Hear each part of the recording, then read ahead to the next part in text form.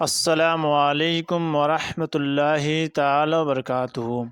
امید ہے کہ میرے ناظرین آپ حضرات خیریت سے ہوں گے۔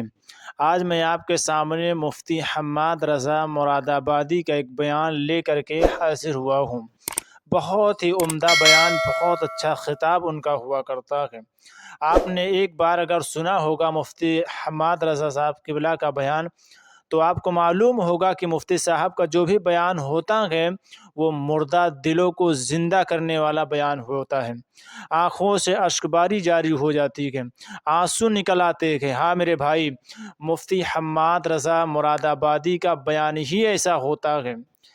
ان کی زبان سے جو لفظ نکلتے ہیں بہت ہی درد بھرے الفاظ ہوا کرتے ہیں۔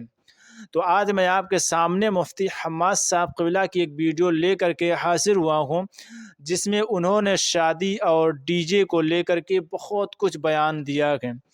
آج لوگ کہتے ہیں کہ ڈی جے شادی میں حرام ہے، تو پھر ربیع الاول شریف میں کیوں بجاتے ہو؟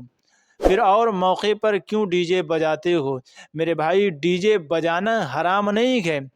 ڈی جے میں جو خرافاتیں ہوتی ہیں، ڈی جے میں جو گانے بجتے ہیں، یا جو بھی اور معاملات ہوتے ہیں جو دین اسلام میں حرام ہیں، اس بنا پر ڈی جے کو حرام کہا گیا ہے۔ ڈی جے بجانا حرام نہیں ہے۔ اگر ڈی جے کو اچھے طریقے سے بجایا جائے، جو بھی معاملات دین اسلام کے ہیں، تو ڈی جے حرام نہیں ہے۔ اگر ڈی جے میں تقریر بجائی جائے، اگر ڈی جے میں نعت شریف بجائی جائے، تو یہ ڈی جے حرام نہیں ہے۔ لیکن اگر اس ڈی جے میں گانے بجائے جائیں یا لوٹنکی وغیرہ بجائی جائیں، تو اور اس کے ساتھ لوگ ناچتے ہوں، تو اس طریقے سے ڈی جے بجانا حرام ہے۔ میرے بھائی، جیسے تعزیہ رکھنا جو ہے بدعت نہیں ہے، گناہ نہیں ہے، لیکن اگر تعزیہ کے ساتھ لوگ بے حرمتی کرتے ہیں، ناچتے ہیں، سینہ پیٹتے ہیں، ماتم کرتے ہیں، تو اس وجہ سے مروجہ تعزیہ داری کو حرام کہا گیا ہے۔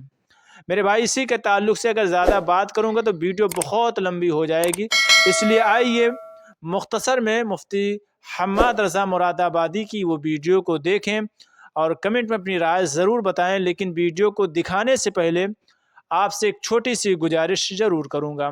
اگر آپ ہمارے یوٹیوب چینل پر نئے ہوں تو یوٹیوب چینل کو سبسکرائب کر دینا، اینڈ اگر فیس بک پر دیکھ رہے ہو تو فیس بک پیج کو لازمی فالو کر دینا۔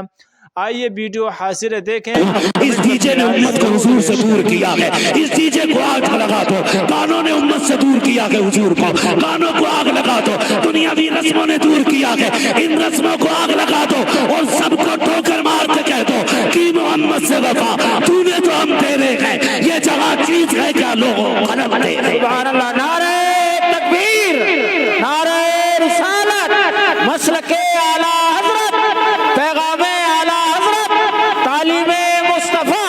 سبحان اللہ، سبحان اللہ۔ اب تو نے کلمہ مدینے والے کا پڑھا ہے، پھر تیری شادی میں ڈی جے کیوں بج رہا ہے؟ تو لقمے مدینے والے کے کھاتا ہے، پھر تیرے گھر پہ گانے کیوں بج رہے ہیں؟ یہ جو تیرے بستر پہ آ کے بیٹھے گی، جسے زندگی میں تو نے دیکھا نہیں، جس سے کبھی بات نہیں کی، 3 جملوں میں آ کے تیرے بستر پہ بیٹھ جائے گی، بتائیے کس کی سنت ہے جو تیری اتنی فرما بردار ہوگی؟ تو کہے گا چل تو چلے گی، تو کہے گا بیٹھ تو بیٹھ جائے گی، تو کہے گا ہنس تو ہنسنے لگے گی، تو کہے گا رو تو رونے لگ جائے گی۔ بتا یہ کیسے آ گئی؟ اللہ کی عزت کی قسم کھا کے کہتا ہوں، اگر میرے نبی نے نکاح کو مشروع نہ کیا ہوتا، اوقات نہیں تھی تو کسی کی بیٹی کو آنکھ اٹھا کے دیکھ لیتا۔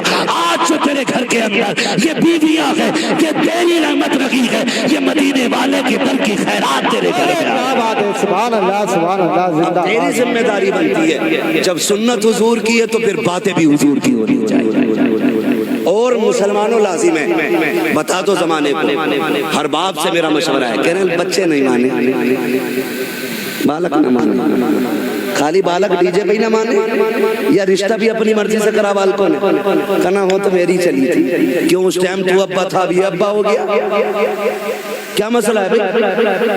کیا مسئلہ ہے؟ انہوں نے مانی، انہوں نے نہیں مانی، تو کہے کا ابا بھائی جو تیری اولاد تیری بات نہیں مان رہی ہے؟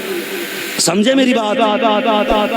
سیدھی سیدھی بات کرتا ہوں میں، سمجھے؟ اولاد کو سوارے بتائیں، اولاد اور کتنی خوش نصیبی کی بات ہے کہ دولہا تیرا بیٹا بنے اور باتیں آمینہ کے لال کی ہو رہی سہرہ تیرے بیٹے کے سر پہ ہو اور تذکرہ معراج کے سہرے کا ہو رہا. خدا کی قسم پھر دیکھ تیری برات میں صرف 4 انسان ہی نہیں جائیں گے, خدا کی رحمتوں والے فرشتے بھی برات میں ساتھ ساتھ جائیں گے وہ. اس لیے میری آپ سے گزارش ہے, نکاح ایسے کرو کہ دیکھنے والے کو پتہ چل جائے یہ برات حضور کے غلام کی جا رہی ہے, حضور کے غلام کی جا رہی ہے. نوجوانوں اگر آپ کے پاس اس سے بہتر کوئی جواب ہو تو مجھے بتانا. ہم تو اتنا جانتے ہیں یہ دنیا بڑی بے وفا ہے, یہ دنیا بڑی بے وفا ہے بھائی. یہ دفن میں تمہیں سے جاتی ہے لیکن یاد رکھنا بارات میں دیر سے لوٹتی ہے, قبرستان سے جلدی لوٹ آتی ہے. میری بات یاد رکھنا, یہ بارات سے دیر سے لوٹتی ہے لیکن قبرستان سے حضرت جلدی لوٹ آتی ہے.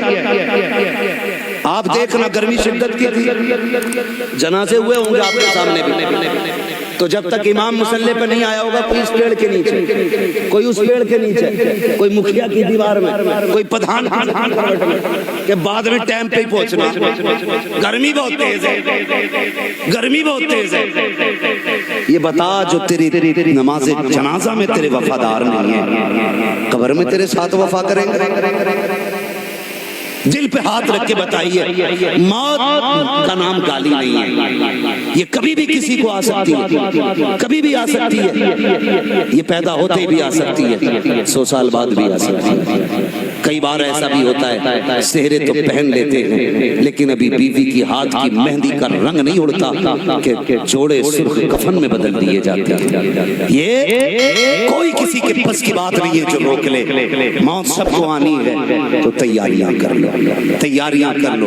2 منٹ قبر پہ کھڑا نہیں ہوتا کوئی, 2 منٹ مٹی ڈالی, بہت گرمی لگ رہی ہے, کونا پکڑ لیا, وہاں دعا کی آواز پہنچے نہ پہنچے رسمن ہاتھ اٹھائے پڑا. اور جو جتنے سگے یار تھے نا تمہارے, وہ تم سے پہلے دعا سے بھی پہلے جا کے بریانی کے بھگونے چیک کرتے, پلیٹیں ہیں کہ نہیں, دسترخوان ہے کہ نہیں, بتاؤ چاول کچا تو نہیں رہ گیا, بڑھیا صحیح پڑی ہے کہ نہیں, بوٹیاں سب کو برابر دینا, تو گلاس لے کے آ, یہ سب تیری میت کے بعد کھانے میں لگ جائیں گے. کس کے لیے خدا کو ناراض کر رہا ہے یہ جو تجھے مٹی ڈالنے کی دیر نہیں ہوئی, یہ آ کے تیری میت کی روٹی پہ کتوں کی